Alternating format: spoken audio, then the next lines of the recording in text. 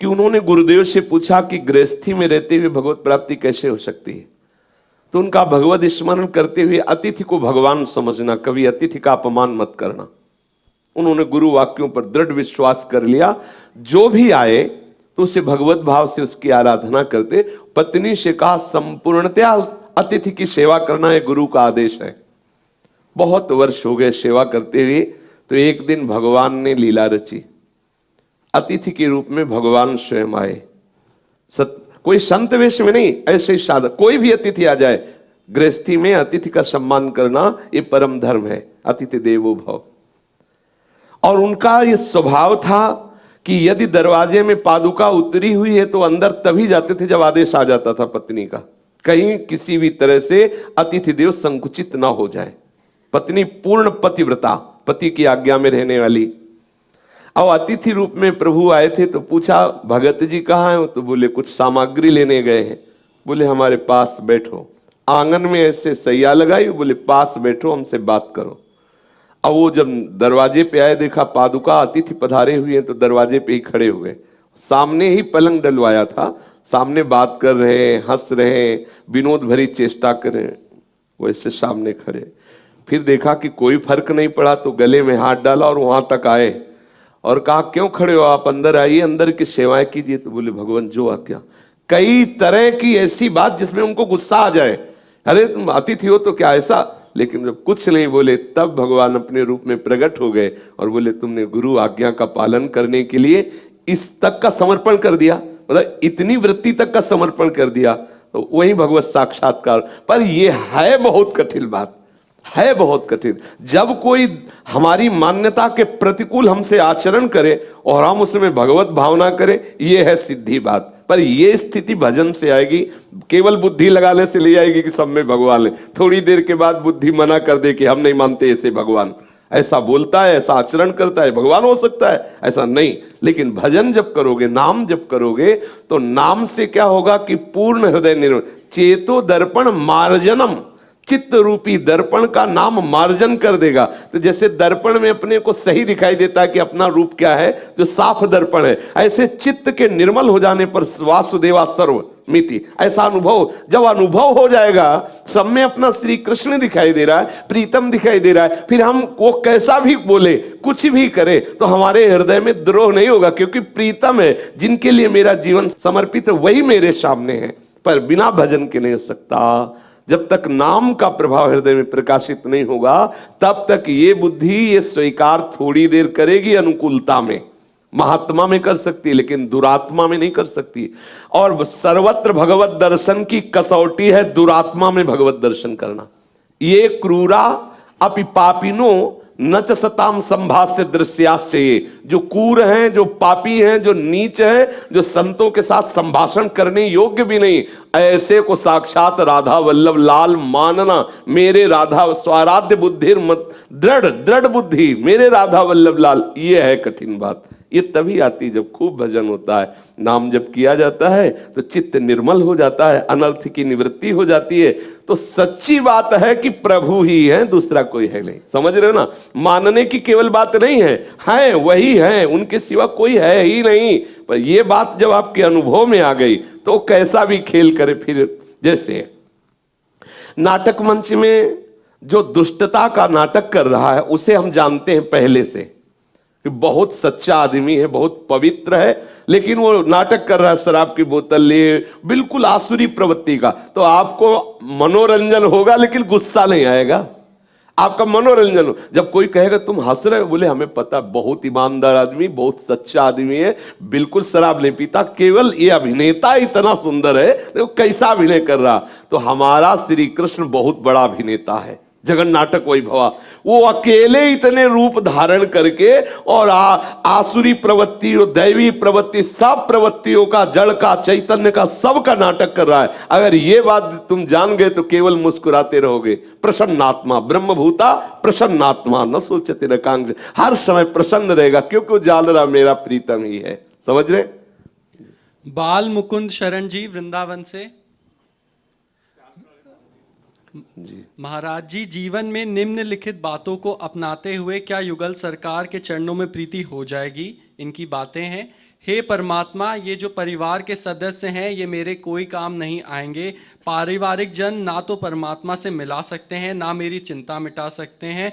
जो भी मुझे प्राप्त होता है वो सब प्रारब्ध से मिलता है, पर जब तक ये मेरे सामने है मैं इनको अपना आपका स्वरूप समझकर दिन भर इनको प्रेम करूंगा। हाँ, बिल्कुल ठीक कर, बिल्कुल ठीक है जी। इनका यही प्रश्न था। हाँ बिल्कुल। व्याकुलता और तड़प इस पाषाण हृदय में कब होगी महाराज जी, लोहे वाले हृदय? हाँ, जब अखंड स्मृति पहले आए, पहले अखंड स्मृति आवे तब व्याकुलता आएगी। प्रेम का प्रादुर्भाव होता है अखंड स्मृति से, अनन्य स्मृति से। देवर्षि नारद जी ने लिखा है अव्यावृत भजनात्, जिसका अखंड भजन होता है तो हम निरंतर चिंतन के प्रभाव से प्रभु की प्राप्ति के लिए विकल होने लगते हैं कि जिनके लिए हमने सर्वस्व छोड़ा, जिनका हम निरंतर चिंतन करते हैं, आज तक वो मिले तो है नहीं, आज तक देखा नहीं, हे प्रभु कैसे मिलोगे, तब व्याकुलता शुरू हो जाती है।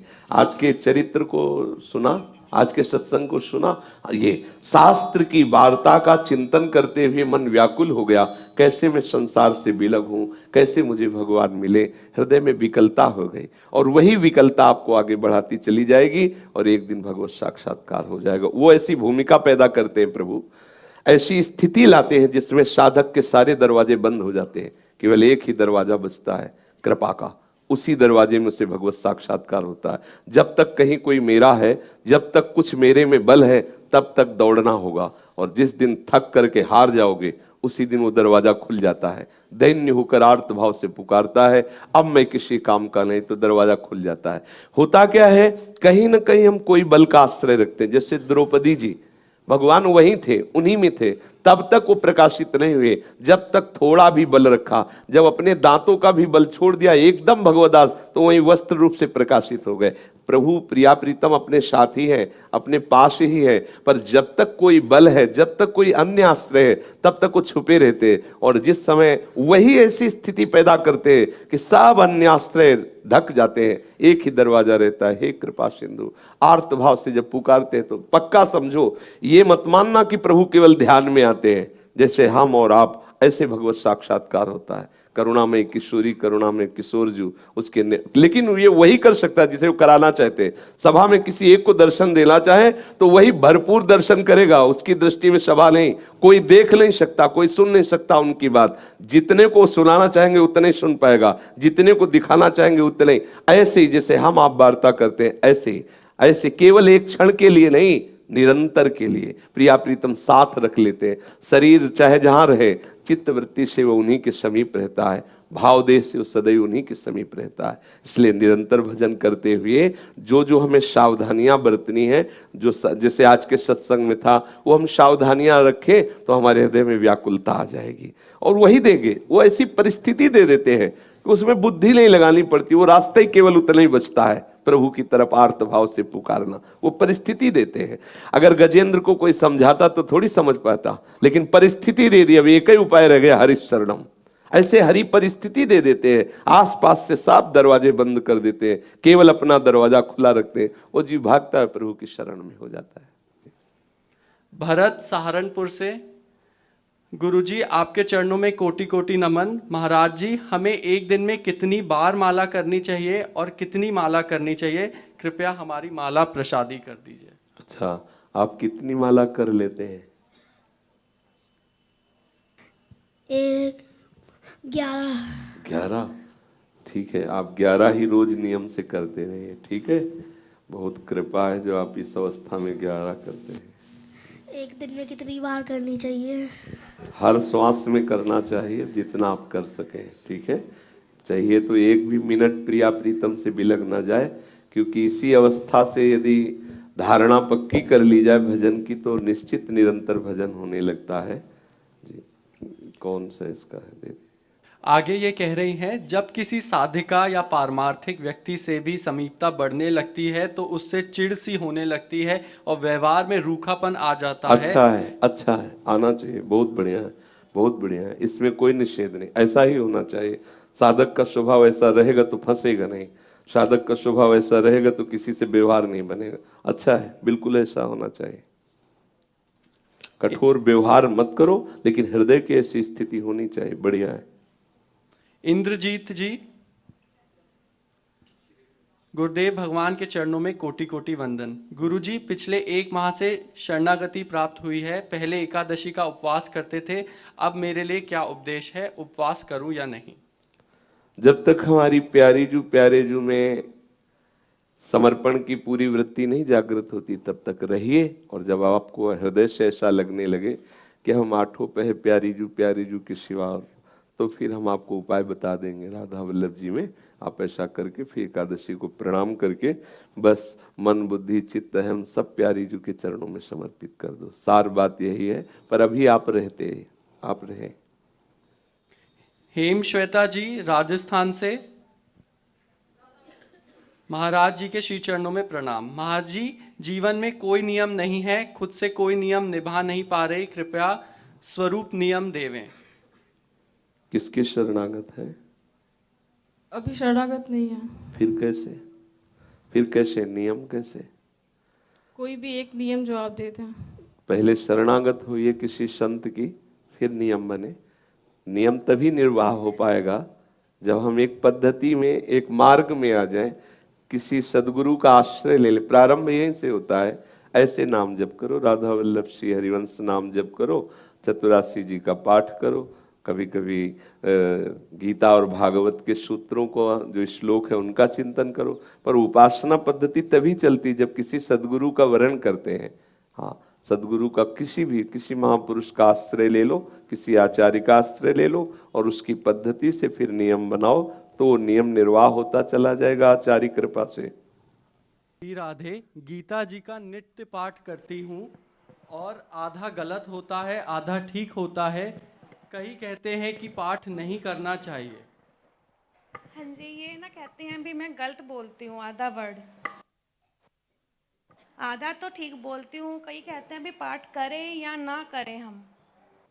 गीता जी का या श्रीमद् भागवत का मूल पाठ करने का अधिकार उसी को है जिसको संस्कृत का ज्ञान है, लेकिन उसके अर्थ को समझकर चित्त वृत्ति को लक्ष्य में लगाने का अधिकार सबको है।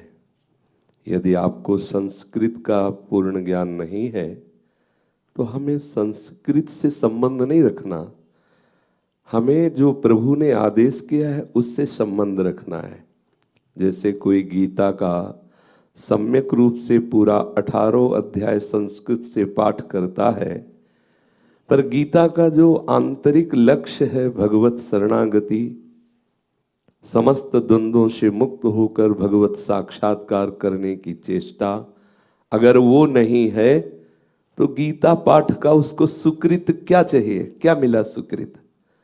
तो गीता जी का महापुरुषों ने सरल भाषा में अर्थ प्रकाशित किया है। बहुत से महापुरुषों ने, यदि अपने को संस्कृत का शुद्ध ज्ञान ना हो तो गीता जी की टीका पढ़ करके हमको जो गीता जी उपदेश करते हैं उसे जीवन में उतारना चाहिए। हिंदी का भी अनुवाद गलत हो जाता है तो महापुरुषों के द्वारा जो उपदेश किए गए हैं उनको श्रवण करो। जरूरी नहीं है कि पढ़ा लिखा हो तभी भगवत प्राप्ति हो सकती है, बिल्कुल ना पढ़ा हो तो भी हम महापुरुषों के वचन श्रवण करके अपने जीव स्वाभाविक ज्ञान स्वरूप है। यदि हम भगवत प्रेमी महात्माओं के वचन श्रवण करें तो हमारे हृदय में ज्ञान स्वरूप सदगुरुदेव अपने आप वो रास्ता दे देंगे जिससे हमें भगवत प्राप्ति होगी। जैसे हम रोज सुनते हैं, गीता जी की ही आज्ञा है, मच्चित्ता मदगत प्राण बोधयन्तः परस्परम कथयन्ति च माम नित्यम तुष्यन्ति च रमन्ति च तेषां सततयुक्तानां भजतां प्रीतिपूर्वकं ददाम बुद्धियोगम तम येन मामुपयान्ति ते। मत चित्ता, जिसने मेरे में चित्त को लगा दिया है, मुरारी पादार्पित चित्त वृत्ति।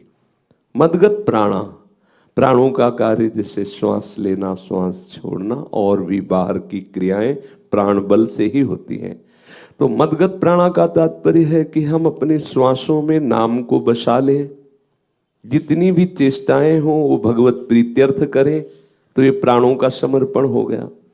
और परस्पर बैठ करके अपने प्रभु के नाम की महिमा, प्रभु के रूप की महिमा, प्रभु के लीला गुणों की महिमा करें, गाएं, सुने, उसी में रमण करें, उसी में हम संतुष्ट रहें कि हमारे पास परम धन प्रभु की चर्चा है, प्रभु की लीला कथा है, और सतत प्रभु का नाम स्मरण करें तो प्रभु हमारे बुद्धि को समता से युक्त कर देते हैं। जैसे आज के सत्संग में सुना, जनाबाई जी कहते हैं नामदेव जी की दासता से हमारे हृदय में ऐसी महामहिमा में स्थिति आ गई कि जैसे बायां हाथ अपना ऐसे ही दाहिना हाथ अपना, चाहे कोई प्रतिकूलता करे तो भगवत स्वरूप और अनुकूलता करे तो भगवत स्वरूप। अनुकूलता में कोई राग नहीं, प्रतिकूलता में कोई द्वेष नहीं, आ गया।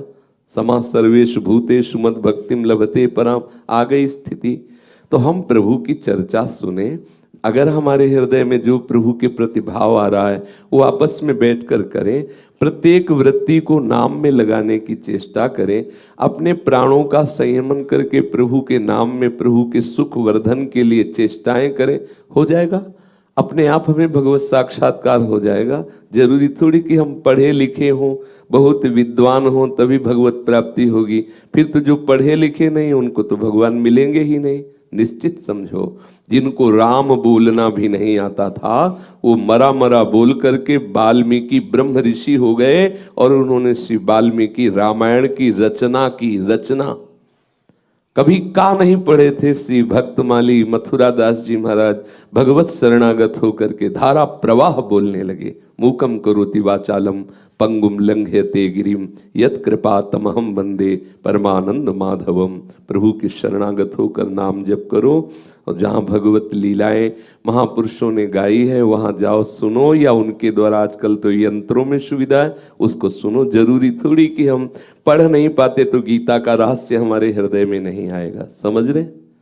आगे ये प्रश्न कर रही हैं, क्या ठाकुर जी को गाजर का भोग लगाना चाहिए या नहीं? हाँ, संन्यास मार्ग में और वैष्णव पद्धति में दोनों में ऐसा हमने पाया कि वैष्णवजन सेवन नहीं करते और कोई कोई सेवन भी करते हैं।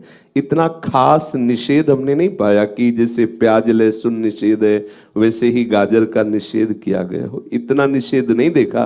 बल्कि अपने तो संन्यास मार्ग में भी निषेध ही रहा, नहीं पाया। और वैष्णव पद्धति में भी प्राय निषेध ही है, पर कुछ वैष्णव जनों को सेवन करते हुए देखा, तो इसलिए मुझे लगता है कि प्याज लहसुन की तरह वो त्याज्य नहीं है। प्रायः संत जन जो जैसे देखा कि गाजर का जूस पी रहे हैं बोले नेत्रों के लिए, ऐसा तो मुझे लगा कि कोई इतना निकृष्ट या निषेध नहीं है जो वैष्णवजन सेवन ना करें। पर प्रायः हमने संन्यास मार्ग में भी और वैष्णवजनों में भी देखा कि इसे भी प्रयोग नहीं करते, पर अगर करे तो कोई निंदनीय बात नहीं है।